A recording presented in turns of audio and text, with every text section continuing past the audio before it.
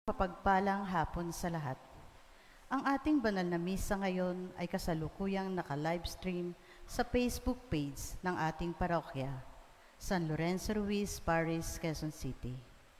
Ang lahat ay pinaalalahan ng manamit, ng naaangkop at aktibo at magalang na makilahok sa ating pagdiriwang. Magsilod po ang lahat at ating dasalin ang panalangin para sa banal na bukasyon. Sa ngalan ng Ama, ng Anak, ng Espiritu Santo. Amen. O mapagpalang Ama, taos-puso kaming nagpapasalamat sa mga biyayang patuloy mong ipinagkakaloob sa sangkatauhan.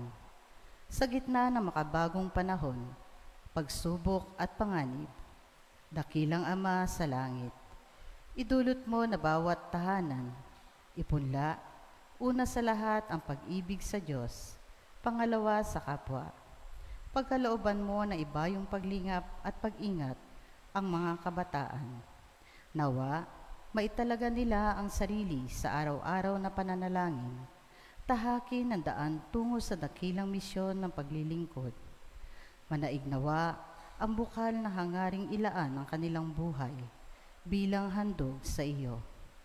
Gawin mo silang matatag sa pagtanggap at paghihirap at paglaban sa tukso, tungo sa dikaing maging tagapaglaganap ng iyong salita at tagapagligtas ng mga kaluluwa.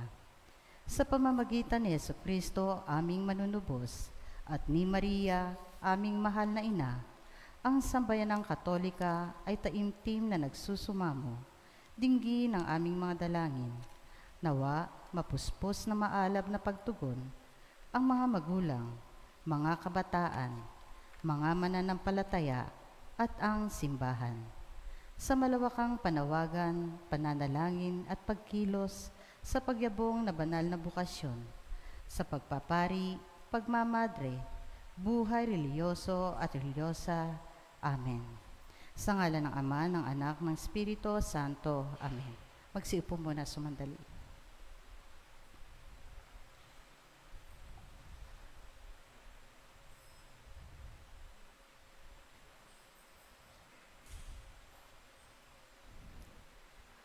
Muli po, isang pinagpalang hapon sa lahat. Ngayon ay 11 linggo sa karaniwang panahon, araw ng mga ama. Ang ating tema sa banal na misa ngayon ay ang mga saksi at katuwang sa paglaganap ng kaharian. Ngayong linggo ay naanayahan tayong pagnilayan ang kagandahan ng kaharian ng Diyos. Ang kamanghamanghang handog na ito ay nakaugat sa pag-ibig ng Panginoon sa sangkatauhan. Ito ang gawain ng Diyos at tinitiyak nito ang tagumpay ng mga gawain ito na kung saan hinihingkayat ang sangkatauhan na makibahagi bilang mga katuwang. Ang proyektong ito ang kaharian na inilunsad ng nagkatawang taong anak ng Diyos, si Jesucristo. Hindi lamang siya ang pinakabunying tagapagpahayag, kundi siya rin ang pinakaperpektong pagpapatotoo nito at sa makatuwid, ang ating pinakamataas na modelo na dapat tularan. Sa Eucharistia, pupurihin natin ang Panginoon sa kahangahangang paglago ng kaharian.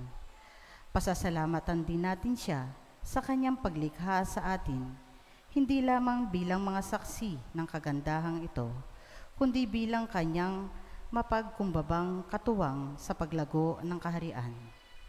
Ngayon ay pinagdiriwang din natin ang araw ng mga ama. Maganda itong pagkakataong ipakita natin ang ating pag-ibig sa lahat ng mga ama sa daigdig, lalo na sa ating mga sariling ama.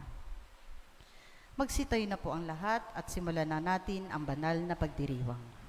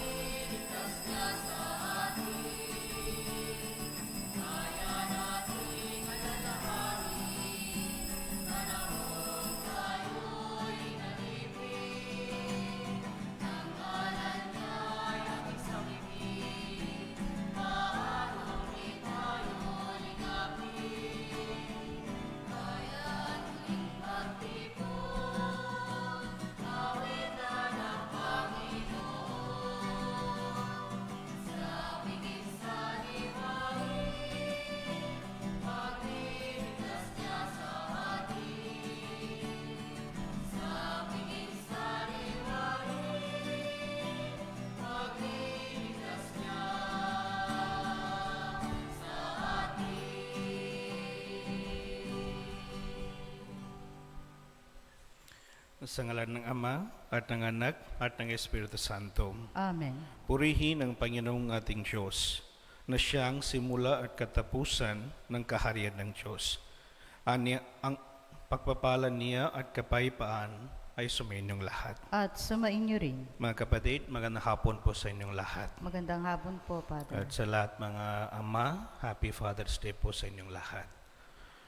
Bilang paghahanda sa pagdiriwang ng Eucharistiyang ito, aminin natin ang ating mga kasalanan at ihingi sa Diyos ng awa at kapatawaran.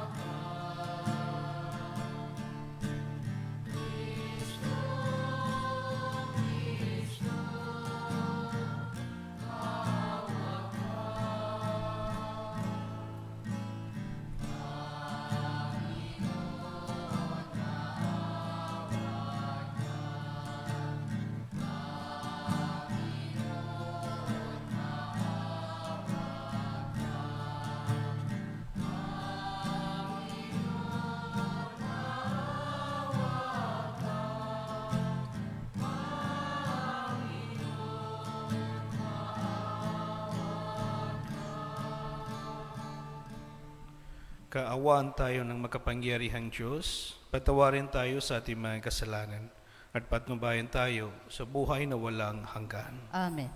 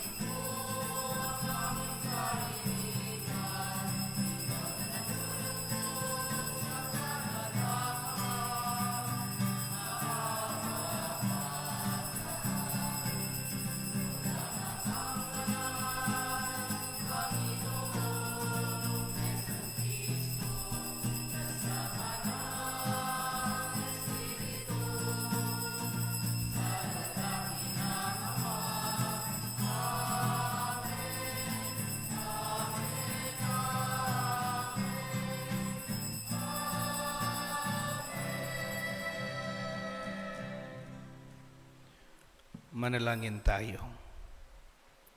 Ama naming makapangyarihan, lakas ka ng mga walang inasahan kundi ikaw. Ang pagluhog namin ay iyong pagbigyan, sapagkat kami mga tao lamang na pawang maghihina kapag iyong iniwanan. Kaya naman kami lagi mong tulungan upang sa pagtupad ng iyong mga kautusan, ikaw ay aming mabigyan kasiyahan sa aming inisip at ginagawa araw-araw. Sa pamamagitan ni Kristo, kasama ng Espiritu Santo, magpasawalang hanggan. Amen.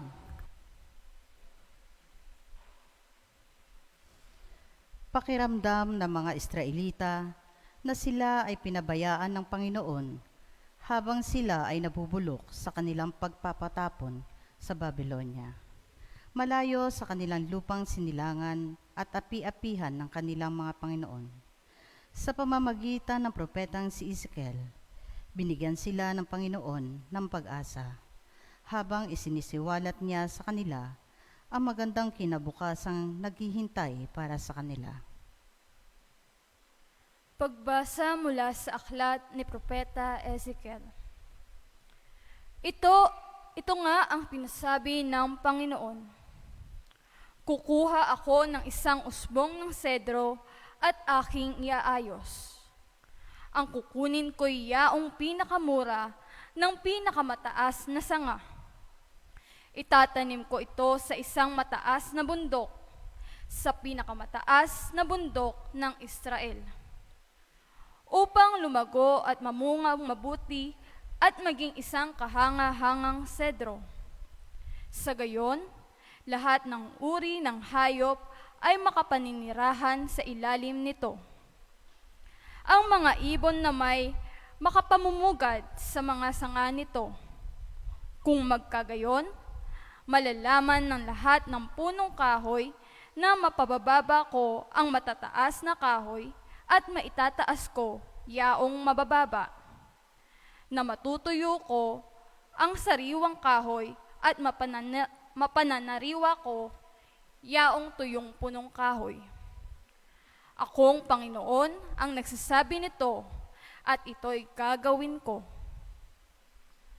Ang salita ng Diyos. Salamat sa Diyos. Totoong kalugod-lugod ang magpasalamat sa Diyos. Totoong kalugod-lugod ang magpasalamat sa Diyos. Ang magpasalamat sa Panginoong Diyos ay mabuting bagay. Umawit na laging purihin ang ngalang kataas-taasan. Pag-ibig niyang wagas ay dapat ihayag kung bukang liwayway.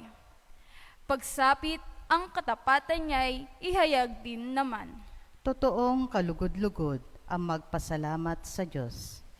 Katulad ng palma ang taong matuwid, tatatag ang buhay parang mga sedro. Kahoy sa Libano, lalagong mainam, parang punong kahoy na doon natanim sa tahanan ng Diyos. Sa banal na templo, ito'y lalago ng kalugod-lugod. Totoong kalugod-lugod ang magpasalamat sa Diyos. Tuloy ang pagbunga kahit ng punong ito ay tumanda, lunti at matatag, at ang dahon nito ay laging sariwa. Ito'y patotoo na ang Panginooy tunay na matuwid. Siya kung sanggalang, matatag na bato, walang bahid dungis. Totoong kalugod-lugod ang magpasalamat sa Diyos. Sa kanyang liham sa mga taga-Korinto, binigyan diin ni Pablo na bagamat nais nilang makapiling kaagad ang Panginoon, ang higit na mahalaga ay ang mamuhay ng kaaya-aya sa paningin ng Panginoon bilang paghahanda sa araw ng paghuhukom. Pagbasa mula sa ikalawang sulat ni Apostol San Pablo sa mga taga-Korinto. Mga kapatid, laging malakas ang aking loob. Alam ko na habang tayo'y nasa tahanang ito, ang ating katawan, hindi mapapasa atin ang tahanang galing sa Panginoon. Namumuhay ako ayon sa pananalig sa Diyos, hindi sa mga bagay na nakikita. Malakas nga ang loob kong iwan ang katawang ito na aking tinatahanan upang manirahan sa piling ng Panginoon. Kaya naman, ang pinakananais ko ay maging kalugod-lugod sa Kanya, sa tahanang ito o doon man sa langit. Sapagkat bawat isa ay haharap sa hukuman ni Kristo upang tumanggap ng kaukulang ganti sa Kanyang ginawa, mabuti man o masama, nang siya'y nabubuhay pa sa daigdig na ito. Ang salita ng Diyos. Salamat sa Diyos.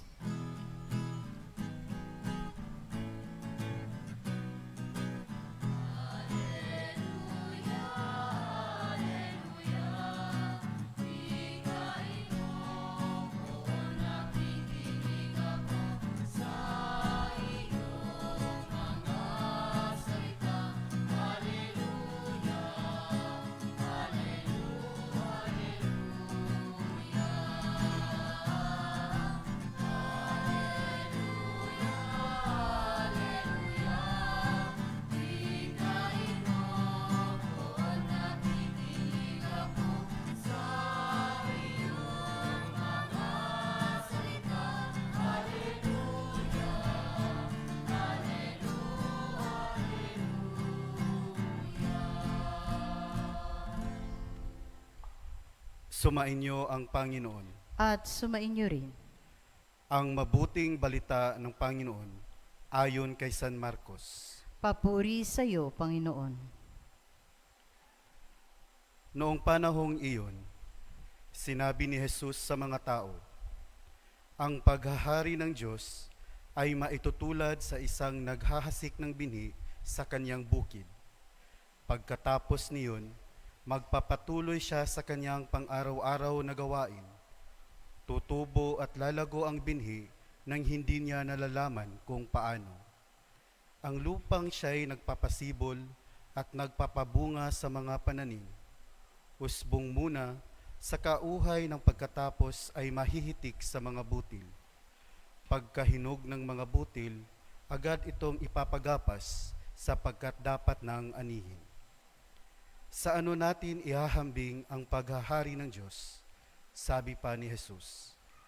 Anong talinghaga ang gagamitin natin upang ilarawan ito? Tulad ito ng butil ng mustasa na siyang pinakamaliit sa lahat ng binhi. Kapag natanim na at lumago, ito'y nagiging pinakamalaki sa lahat ng puno ng gulay. Nagkakasanga ito ng malalabay.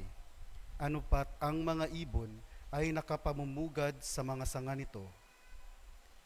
Ang salita'y ipinangaral ni Jesus sa kanila sa pamamagitan ng maraming talinghagang tulad nito ayon sa makakaya ng kanilang pangunawa. Hindi siya nangangaral sa kanila nang hindi gumagamit ng talinghaga. Ngunit ipinaliwanag niya ng sarilinan sa kanyang mga alagad ang lahat ng bagay. Ang mabuting balita ng Panginoon. Pinupuri ka namin, Panginoong Heso Kristo.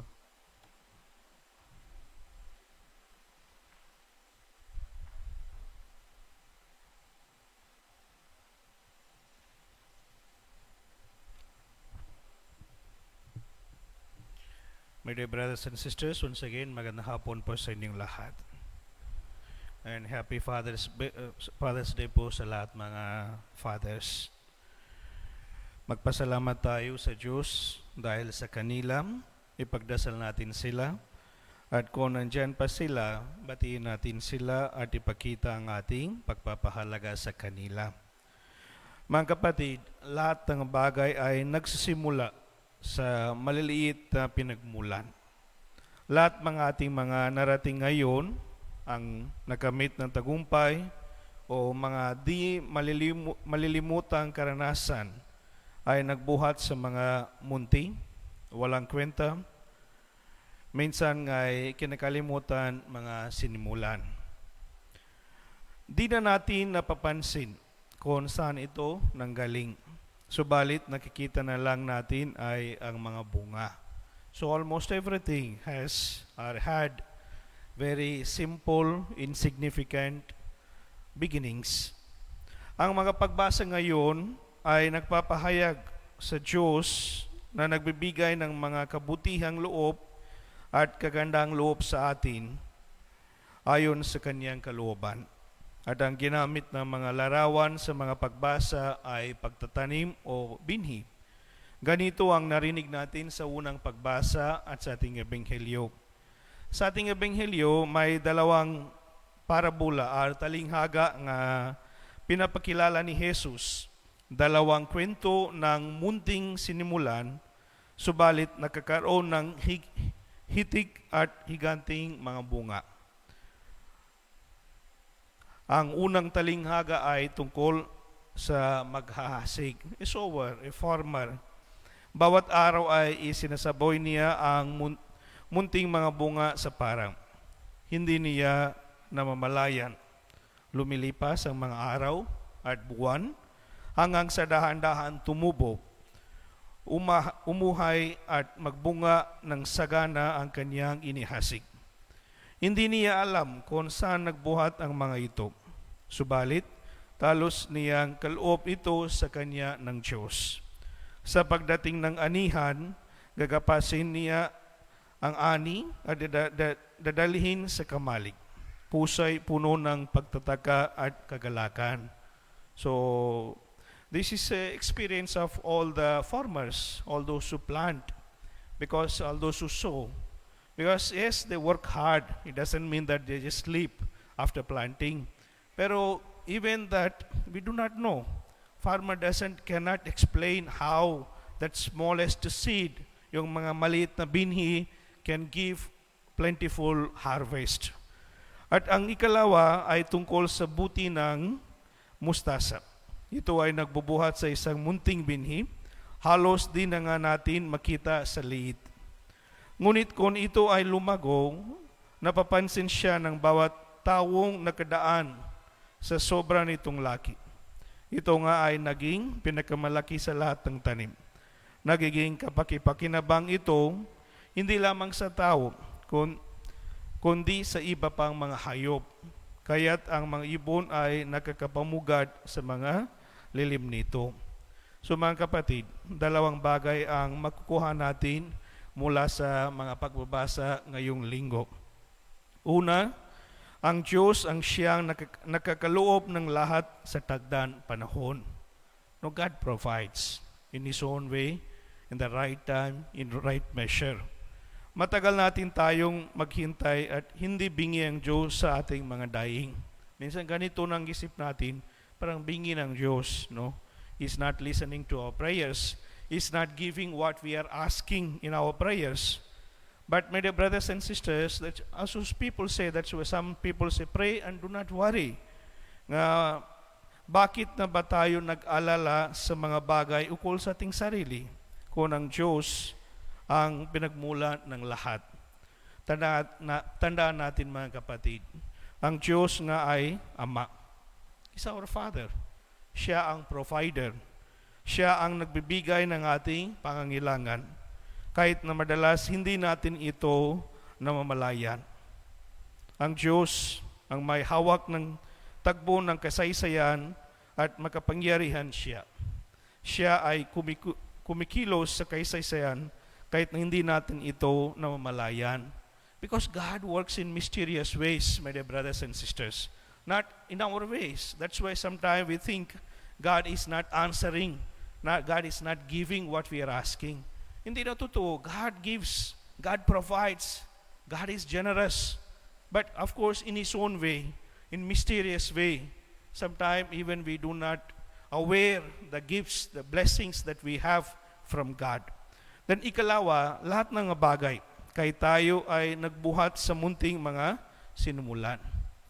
Lahat ng ating mga mithin sa buhay, ang ating bahay, malaking bahay, magandang trabaho, masayang pamilya, at iba pa, no, ay nagmumula sa isang maliit na pangarap. Hindi na tayo bago sa mga ito kasi nasabi naman natin sa ating mga sarili noon, no, pagkalaki ako magiging teacher, negosyante, successful, ganito, no? Sometimes we say these only wishes, pero surely they bring, no, now those dreams, those words, those desires now we are experiencing in reality. So my dear brothers and sisters, our readings remind us, no, always that do not be afraid, do not be afraid of that we may lack something. God provides. You trust in God, God provides in right time, in right measure.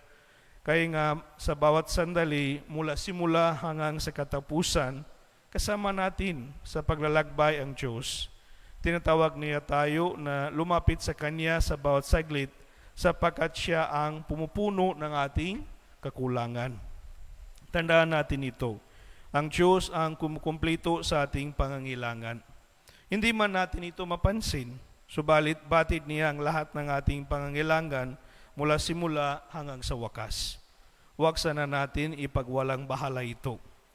Lalo natin iaalay sa Panginoon ang lahat ng ating mga naisin at hangarin.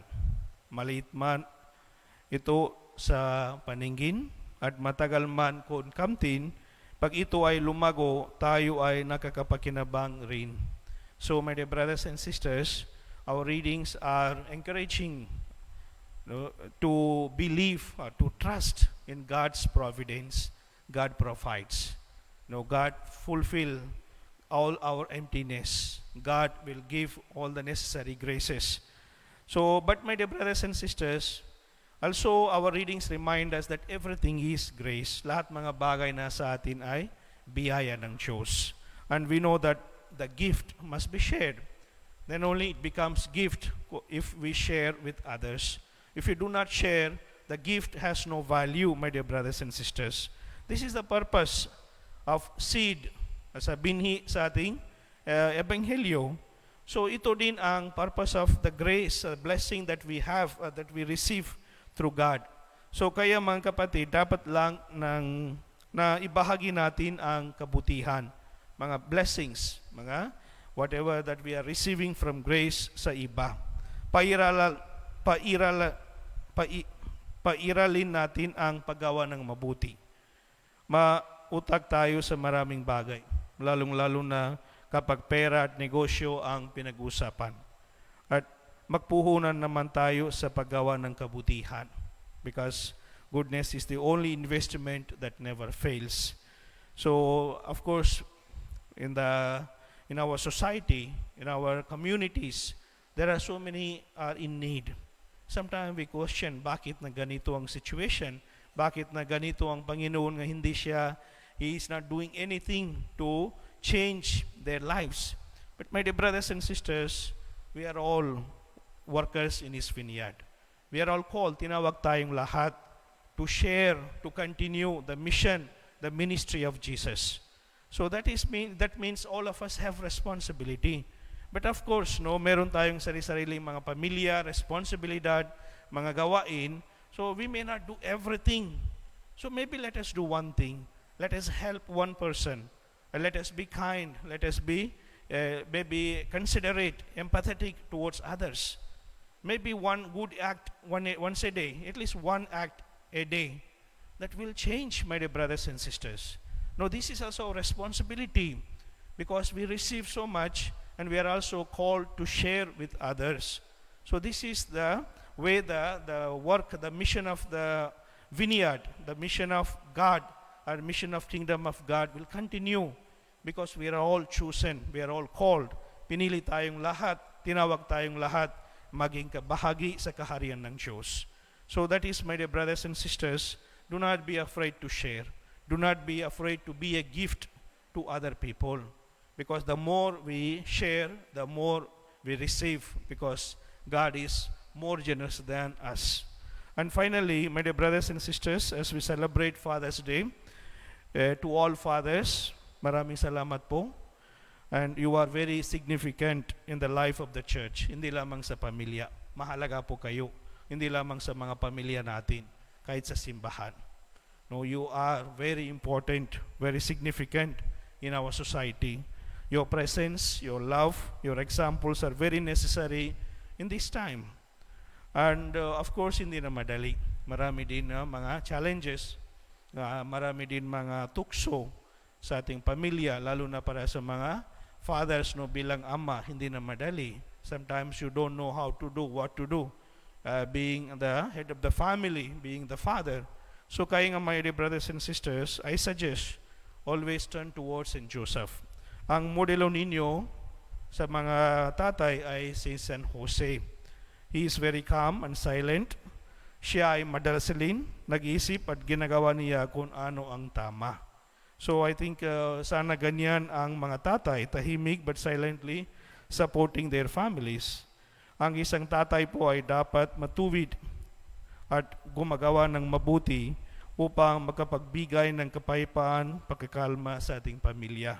So my dear brothers and sisters, and lalo na pa lahat mga fathers, tinatawag natin silang haligi ng tahanan. So we know how important. And now in this time, we face a lot of challenges as family, lot of temptations, a lot of unknown problems are coming into our lives, into our relationship. Kaya nga parents, especially mother and father, especially today as we celebrate Father's Day, lahat mga fathers, please be strong. Lead the family in right way. I know many of you are providing, you are working so hard, even overworking to provide for your families. That is very good.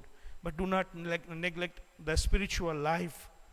So that means please bring us your children closer to God. Nga ito nakakalungkot ngayong panahon mga kapatid, kasi simbahan normally mga mothers, they're the one bringing children. Sometimes ilang mga lalaki na lamang nagsasimba. But salamat those who are coming, those who are serving, those who are being good example. Maraming salamat po, we really appreciate. But I hope others also we encourage, we pray for all other fathers. They may come closer to God. They may, as an example, because sila ang modelo. When I was growing up, my father was my model. I always look at him, and he's my hero. He was my idol, because everything he does for something is very good for me. But that's I'm saying that it can have positive effect or negative effect. Kaya nga, my dear fathers, please, be a good example. Yes, you provide for your family, take care, and be faithful to your wife. And also at the same time, please bring your family closer to God. Allow God to be part of your family. So this is what St. Joseph did. And this is, I hope you can do it, so that you may always protect your family and also provide the best things for your children and for your family. So may God bless all the fathers with all the graces and blessings, with good health, wisdom, and knowledge, and also the guidance of the Holy Spirit, and so that you may lead our families, you may lead the church, you may lead our society in a right path.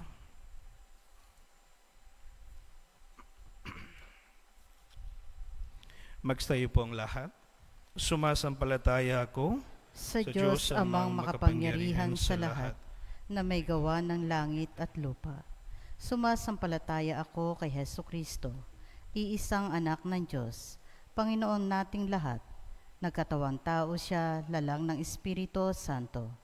Ipinanganak ni Santa Mariang Birhen, pinagpakasakit ni Poncio Pilato, ipinako sa krus, namatay, inilibing, nanaog sa kinaroroonan ng mga yumao, na may ikatlong araw na buhay na magmuli, umakyat sa langit, naluluklok sa kanan ng Diyos amang makapangyarihan sa lahat. Doon magmumulang paririto at huhukom sa nangangabuhay at nangamatay na tao. Sumasampalataya naman ako sa Diyos Espiritu Santo, sa banal na simbahang katolika, sa kasamahan ng mga banal, sa kapatawaran ng mga kasalanan, sa pagkabuhay na muli ng amatay na tao, at sa buhay na walang hanggan. Amen. Ipinaalala ng ating ebanghelyo ngayon na sa pagsasakatuparan ng plano ng Diyos, hindi tayo dapat maging mga tagapanood, kundi mga katuwang na nakikibahagi sa pagpapalawig ng kaharian at gawin ang nararapat upang ito ay maisabuhay ng ganap. Humihiling tayo ng biyayang sapat upang maisakatuparan ito. Panginoon, mapasa amin nawa ang kaharian mo. Panginoon, mapasa amin nawa ang kaharian mo. Para sa simbahan na inatasan ni Kristong ipagpatuloy ang kanyang misyong magasik ng binhi ng kaharian sa buong mundo, naway gawin niya ito ng tigib na katapatan at pag-asa. Manalangin tayo. Panginoon, mapasa amin nawa ang kaharian mo. Para sa Santo Papa at lahat ng pinuno ng mga lokal na sambayanang Kristiyano, naway higit pa nilang gabayan ang mga mananampalataya sa pamamagitan ng kanilang pagsiglang pagpapahayag ng kaharian at pagsasabuhay nito. Manalangin tayo. Panginoon, mapasa amin nawa ang kaharian mo. Para sa mga pinunong sibil sa larangan ng politika at kultura, naway ang kanilang mga balakin at paggawa ay higit na magpaunlad at magpatibay sa mga pinahalagahan ng kaariyan ng Diyos tulad ng katarungan, kalayaan at kapayapaan. Manalangin tayo. Panginoon, mapasa amin nawa ang kaharian mo. Para sa lahat ng ama, naway pangalagaan nila ang kanilang pamilya tulad ng pangangalaga sa atin ng Diyos Ama, at pagpalain nawa sila ng pag-ibig, kapayapaan at kagalakan. Manalangin tayo. Panginoon, mapasa amin nawa ang kaharian mo. Para sa ating parokya, mga BEC at mga komunidad ng karismatiko, naway maging tanda at tagapagdala sila ng kapangyarihan at kabanalan ng kaharian ng Diyos sa lahat ng mga kasapi ng ating lipunan. Manalangin tayo. Panginoon, mapasa amin nawa ang kaharian mo. Para sa lahat ng mga migranteng umiiwas sa gutom at giyera na napipilitang mangibang bayan sa kabila ng panganib at kaarasan, makatagpo nawa sila ng pagtanggap at pagkalinga sa mga bayang magbubukas ng pintuan sa kanila. Manalangin tayo. Panginoon, mapasa amin nawa ang kaharian mo. Tahimik natin ipanalangin ang ating mga panaling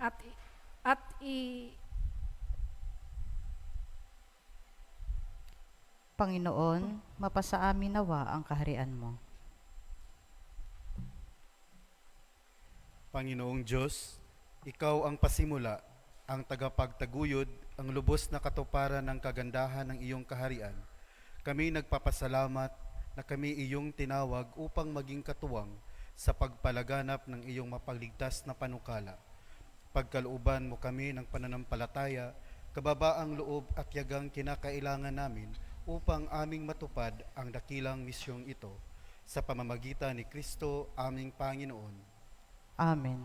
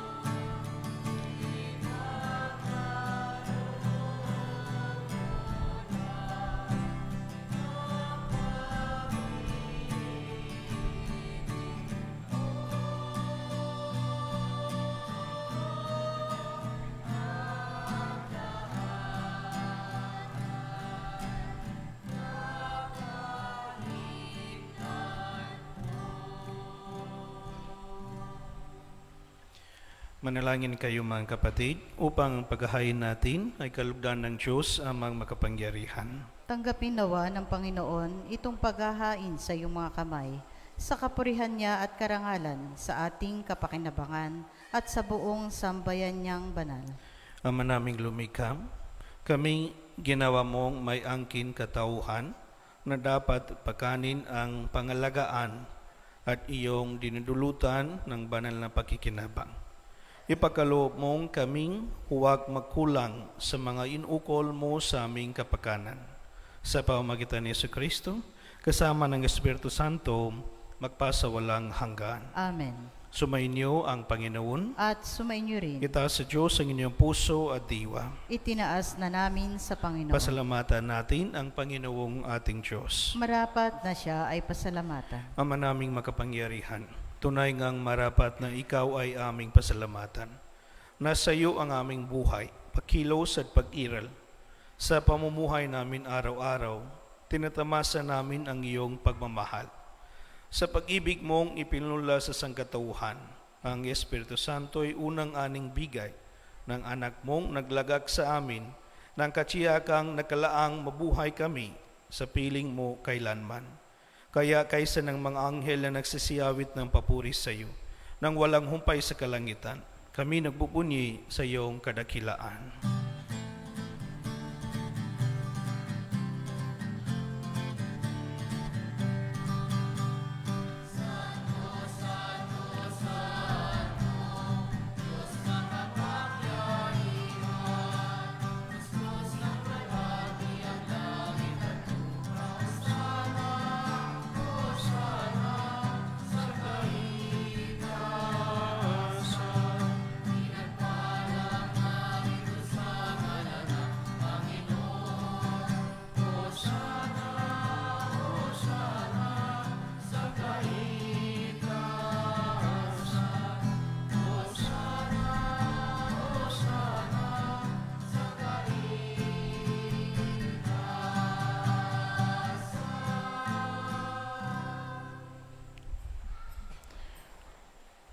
Ama naming banal, ikaw ang bukal ng tanan kabanalan.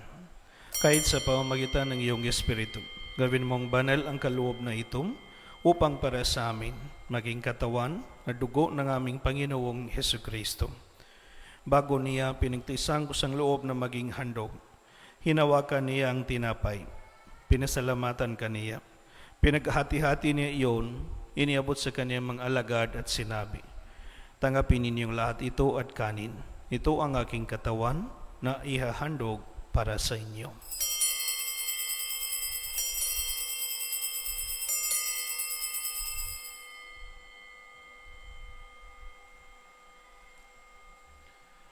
Gayon din naman noong matapos ang hapunan, hinawakan niya ang kalis. Muli kaniyang pinasalamatan. Iniabot niya ang kalis sa kaniyang mga alagad at sinabi, "Tanggapin ninyong lahat ito at inumin. Ito ang kalis ng aking dugo, ng bago at walang hangang tipan. Ang aking dugo na ibubuhos para sa inyo at para sa lahat, sa kapagpapatawad ng mga kasalanan. Gawin ninyo ito sa pag-alaala sa akin."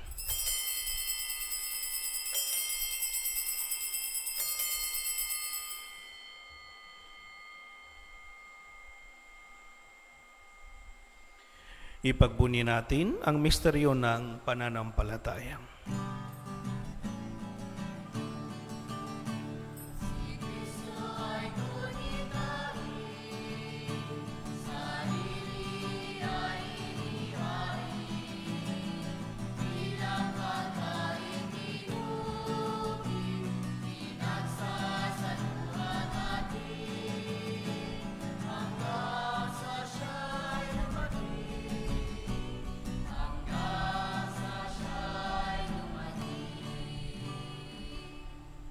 Ang mga ginagawa namin ngayon ang pag-alala sa pagkamatay at muling pagkabuhay ng iyong anak.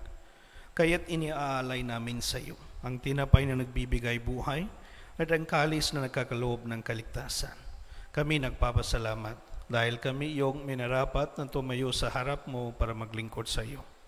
Isinasamo namin kami magsasalo-salo sa katawan ng dugo ni Kristo ay mabuklod sa pagkakaisa sa pamamagitan ng Espiritu Santo.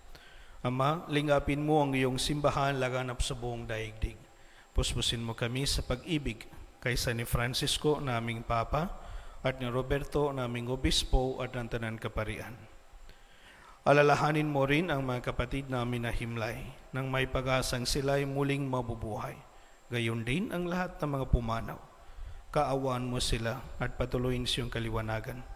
Kaawaan mo at paging dapatin kaming lahat na makasalo siyang buhay na walang wakas, kaysa ng mahal na Birhen Maria na ina ng Diyos, kaysa ng Jose ang esposo niya, kaysa ng mga apostol at ng lahat ng mga banal na namuhay dito sa daigdig ng kalugod-lugod sa iyo. May pagdiwang nawa namin ang pagpapuri sa kararangal mo sa pamamagitan ng iyong anak na aming Panginoong Hesukristo.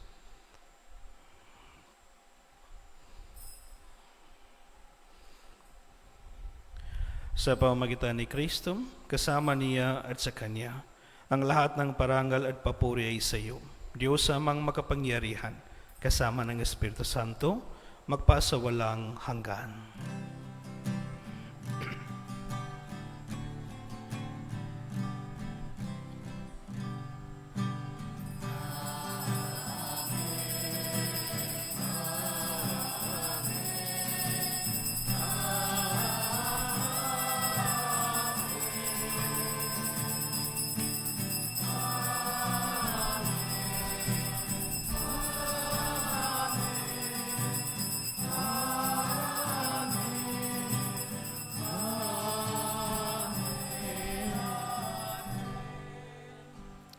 sa tagubilin ng mga nakagagaling na utos at turo ni Jesus na Panginoong natin at Diyos, ipahayag natin ng lakas loob.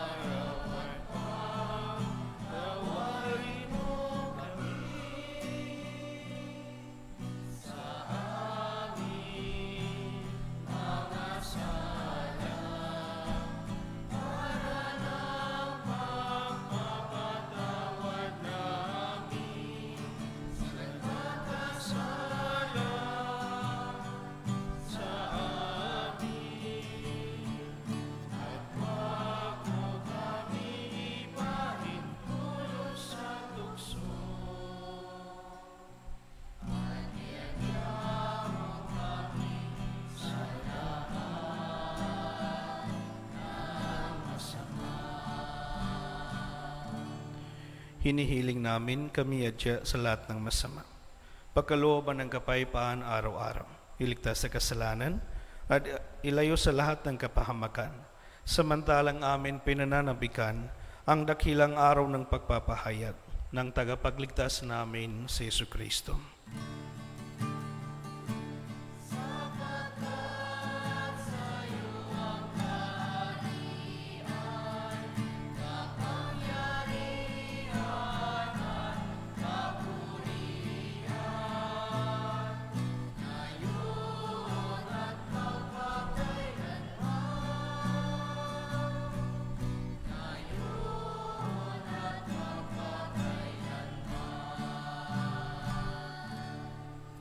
Panginoong Jesucristo, sinabi mo sa iyong mga apostol, kapayapaan ang iniwan ko sa inyo.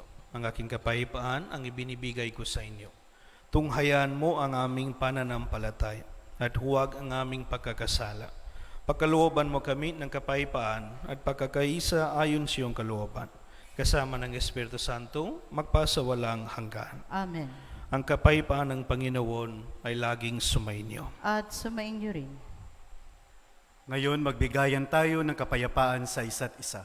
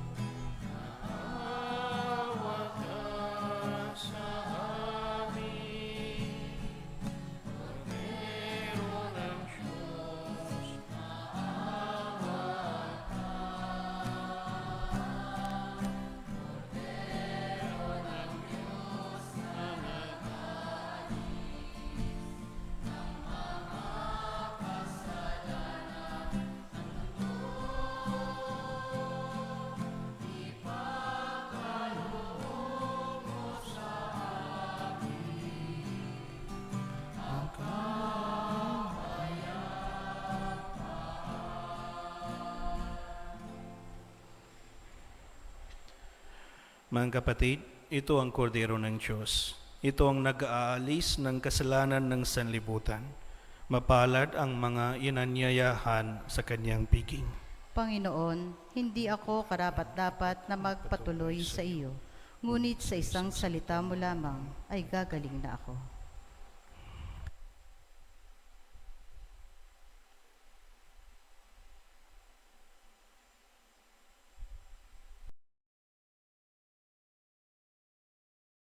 Espiritual na pakikinabang. O Jesus ko, naniniwala ako na ikaw ay tunay na naririyan sa banal na sakramento. Minamahal kita ng higit sa lahat at ninanais ko na ikaw ay tanggapin sa aking kaluluwa.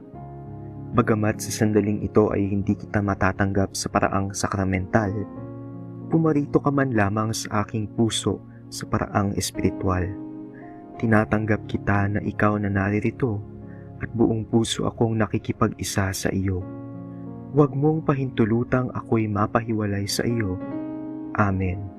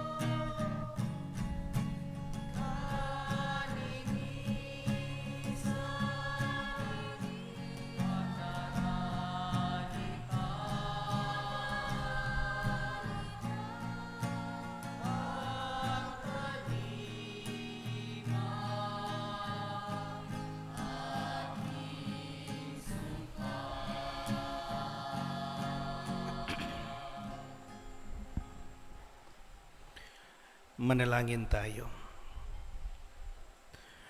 Ama namin mapagmahal, ang pinagsaluhan namin banal na pakikinabang na nagpapahiwatig ng iyong pakikiisa sa tanang naritong nakikipagdiwang ay magdulot nawa ng pagkakaisa sa iyong sambayanan. Sa pamamagitan ni Jesucristo, kasama ng Espiritu Santo, magpasawalang hanggan. Amen. Magsiupo muna sumandali para sa mga ilang paalala. Una po, mayroon po tayong second collection para sa pagpapagawa ng Cristo Haris Paris. Ikalawa, bilang bahagi sa pagdiriwang ng Father's Day ngayong taon, ang Knights of Columbus at lay ministers ay magsasagawa ng pre-medical consultation para sa mga tatay at kalalakihan ng parokya. na maaaring may problema sa prostate. Kung may kasama po kayong lalaki sa bahay na may edad na 50 pataas, may problema sa pag-ihi, paputol-putol na pag-ihi, o kaya ay hirap umihi, maaari po kayong lumapit sa members ng Knights of Columbus o lay ministers upang magpalista. Hanggang 40 patients lamang po ang ma-accommodate, kaya ito ay on a first-come, first-served basis lamang. Ito ay gagawin sa SLRP sa June 29, Sabado, mula 7 ng umaga. Maraming salamat po. At sa puntong ito rin po, iniimbitahan po at inaayayahan ng mga tatay na lumapit sa harapan para sa panalangin at pagbabasbas. Lahat mga fathers, please come forward.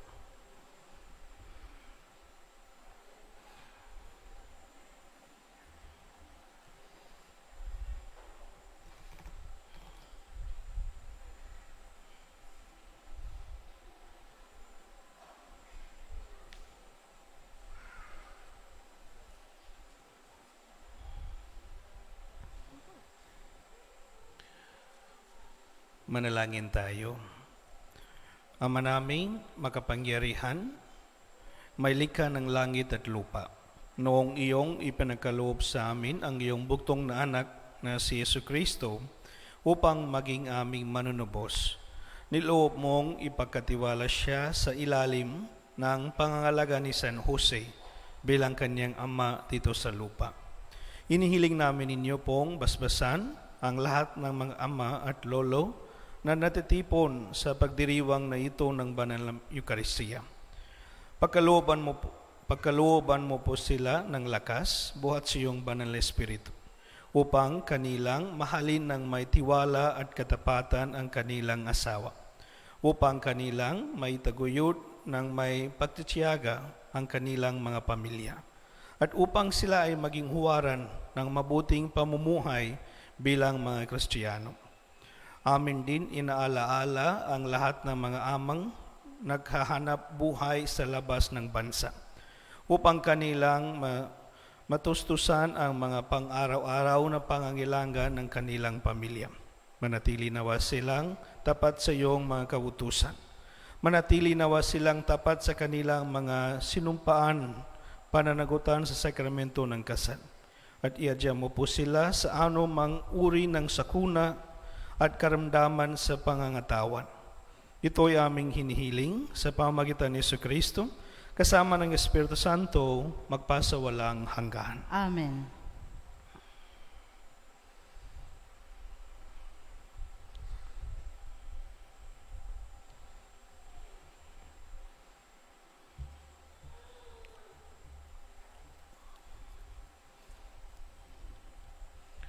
So maraming salamat po sa lahat mga ama. Palapakan natin sila.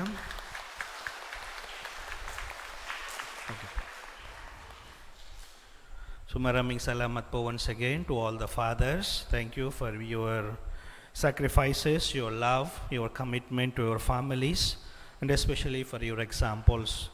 And I think there are also mothers who take role of fathers in the families. So maraming salamat din po sa inyo. I know hindi na madali, no? Double role na ang iba, no? Mama pero also papa. So, but we pray for each other so that we may continue to live as a good Christian, as a good family. Sumainyo ang Panginoon. At sumainyo rin. Magsiko kayo at ipanalangin ang pagpapala ng Diyos. Malugod na pinili ng Ama na ipinagkatiwala ang kayamanan ng kaharian sa inyo. Palagahan nawa ninyo ito at ibahagi ang kanyang pagpapala sa mga nasa paligid ninyo. Amen. Pagyamanin nawa ninyo ang mga pagpapahalaga ng kaharian. Itaguyod ang mga ito at isabuhay sa araw-araw na pamumuhay. Amen. Pagkalooban nawa kayo ng Panginoon ng malinaw na kaisipan, dalisay na puso at matibay na kalooban, upang maging tagapagpahayag at manggagawa ng kaharian dito sa lupa at maging tagapagmana ng mga pagpapala sa kabilang buhay. Amen. At pagpalay nawa kayo ng makapangyarihang Diyos, Ama, Anak, at Espiritu Santo. Amen. Humayo kayo sa kapayapaan ni Kristo at maging mga saksi sa kaharian, saan man kayo naroroon. Salamat sa Diyos.